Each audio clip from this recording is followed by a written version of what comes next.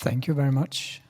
I'm wondering where all the other people at this conference are, but it seems that they didn't realize how important this session is.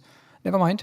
Hello everybody, my name is Ernst Hansen, and I'm from the Danish Building Research Institute. I'm here partly because I'm involved in this task 59, but here today mainly because I'm a project coordinator on the Rebuild project, which is about internal insulation of historic buildings. It could be a building like this one here, where I guess none of you would dare to add external insulation. But on the other hand, internal insulation is quite challenging, and that is why we try to get a step further with this project. And opposed to the previous presentation, which was mainly about the energy performance of the buildings, we are very much occupied with the building physics challenges. That is, what happens with these buildings when we add internal insulation, mainly what happens with the external walls of these buildings and the accompanying details such as floors and internal walls. Therefore, we have been busy for almost 5 years now, and maybe another half year we are trying to get some more time. But we have been busy since 2015 with this project, and we have looked into what kind of buildings are we talking about, what kind of materials are used in the external walls. We have been doing a lot of tests, partly on materials themselves, but also on building components and case buildings. Then we have looked into how to represent material properties, because we have to acknowledge that you cannot characterize the different properties by a single value, but you have to acknowledge that there is a kind of distribution, because there's a variation in the behavior of the materials, and that involves probabilistic modeling, and that is quite time-consuming. I'll get back to that later. And finally, we are busy doing preparing a tool and some guidelines for the users of the building owners and the building professionals. And when we looked at what kind of materials are involved, we were not that surprised that mainly they are made of solid masonry walls. So we focus on brick masonry in this project, but we also have some studies on natural stones that are, at least in some countries, more normal than in my country, in Denmark. We also looked at the different types of insulation systems. We were discussing a bit how to characterize them, and we're not using exact these terms anymore. But the main issue is here that there exists insulation systems that are more or less vapor open, and some of them would certainly help solving the problem that was presented in the stream before the break in the other room, where we saw a lot of examples of buildings from the traditional buildings that were more or less that were quite breathable, and where it was important to keep this ability of the buildings to breathe. And in that sense, you should then use what we here call the condensate tolerating systems. That means systems that are able to that doesn't limit the moisture transport in the wall. One of the challenges we got in this project was about the failure modes, or the failure mechanisms that could make the wall fail when it is insulated, because we realized that several of the models that are used for describing the failure mechanisms, they are not very advanced yet. So trying to get threshold values was quite quite difficult. And of course, if you want to tell somebody that you should do this or you shouldn't do that, you have to you need some threshold values to evaluate whether you are at a risk level or not. But we are not that far yet, but we try to do some guidelines. This is mainly to show that we had these different test stands where we had some building components, some building details, where we had some walls and some beams that were connected to see what happens when we add insulation. What is the performance of these details? There were a lot of case buildings. Some of them were within the project, and some of them were found in the literature to find out what was the main take-out from these studies in regard to whether a specific system, insulation system, worked or didn't work. And this is about the modeling that we did. Normally, you will have traditionally, at least in the building physics area, you will have the material properties represented by single values, like the black dot or the blue dot. But if we have to represent reality more better, then it would look something like this. And then suddenly we have to work with a distribution that tells us that in some cases it works and in some cases it don't. So you can, if you compare the two situations here, you have more or less 100% good results. And this other case, actually, in the majority of the cases, it doesn't work because we are beyond the two performance limited that we put in this example. This is just a commercial for some of the flyers I have outside. I have a flyer from the Rebuild project itself, but also for a tool based on focusing on the life cycle assessment. That is also a result from the Rebuild project. And I will explain how it is linked with the guidelines.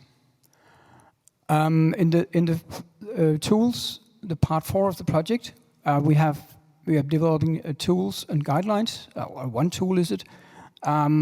Originally, we had symbolized it with a huge trunk, a lot of paperwork, a lot of paper to present to the users, but realized it would be better to have a tool that they could work with on their computer. But the problem is that when you do these kind of simulations, you will get a lot of results. And then how to present them for the user to be sure that they would actually find this tool usable for them in their case. And therefore, we have also been working with our user interface.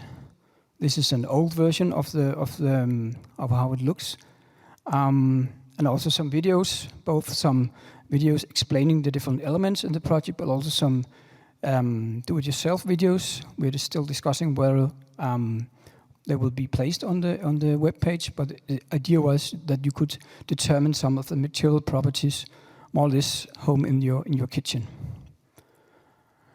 How the different parts of this tool and guidelines, how they are linked together, I will present here on this slide. We have the website where we focus quite much about how to assess the buildings, how to find out whether they are whether it's relevant to add internal insulation or whether you should do a lot of other things before that, because it could show that the assessment could show that you have a lot of damage that you should get rid of before you go any further.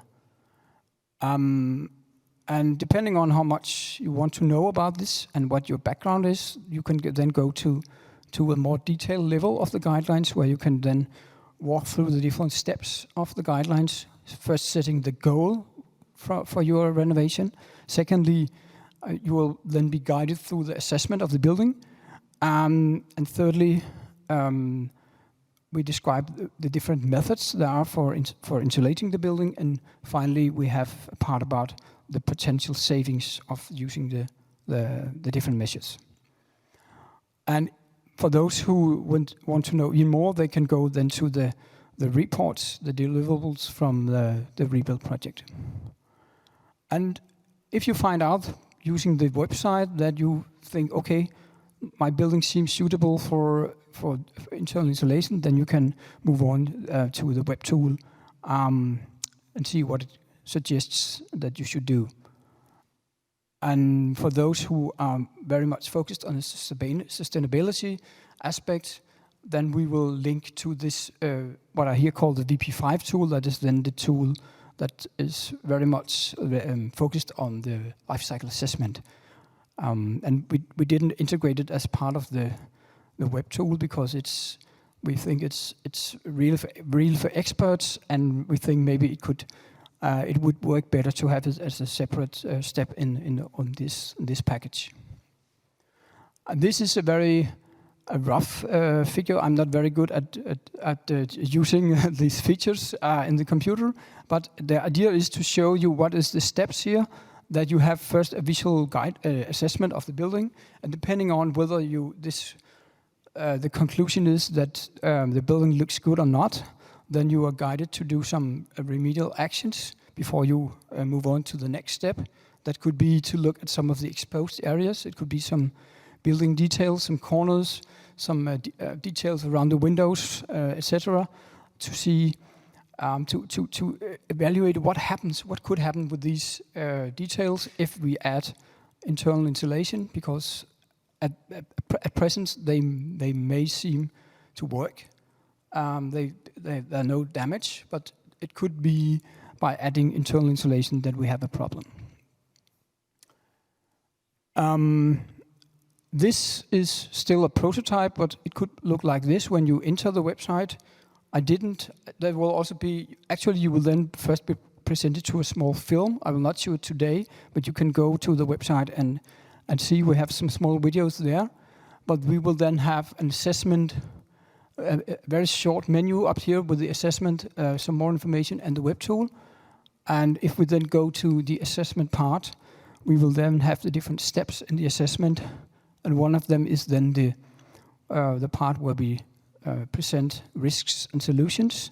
And the idea by this interface is that for each of the parts, there will be a very short introduction for those who only need to know a bit about what this is about, what should I do, is this something I should work more on, or should I call an expert to help me on this matter? And then you can go deeper into the information here on the risks and solutions part, where you will then be presented to different types of things that can go wrong with your building, or that you should look for, whether you have, for instance, algae growth or mold growth in your building, and what to do if you have them.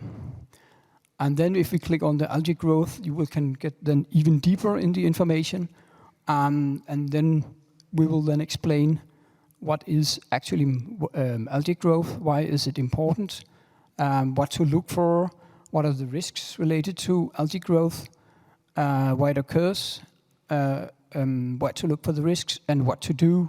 I mean, if you have these algae growth and you decide that you want to get rid of it.